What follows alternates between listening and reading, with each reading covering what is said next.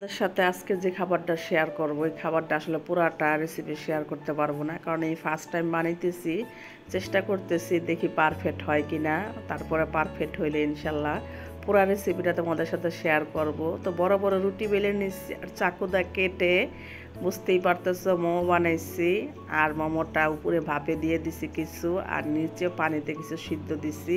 আমি দুই রকম করে ট্রাই করে দেখলাম যে আসলে খাই, হাত দিয়ে চেপে চেপে দেখতেছিলাম হয়েছে কিনা।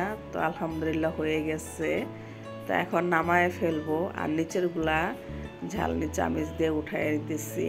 তো এখানে সস বানানো হয়ে গেছে, দুই রকমের সস ছিল। তো প্রত্যেকটা মোমো খেতে কিন্তু খুব মজা ছিল।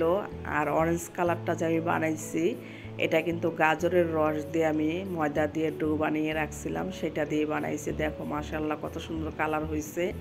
আর এই ফার্স্ট টাইম বানাইছি, ভাবছিলাম যে পারফেক্ট হবে না। তো মাশাল্লাহ আলহামদুলিল্লাহ খুবই পারফেক্ট হয়েছে। ইনশাল্লাহ আগামীতে তোমাদের সাথে পুরোটা রেসিপি শেয়ার করব।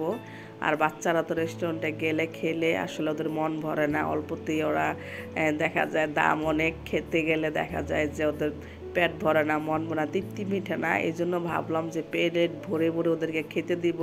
তো সেটাই নিয়ত করছি, সেটাই হয়েছে। তো বাকিটা ডিপ করে রেখে দিছি।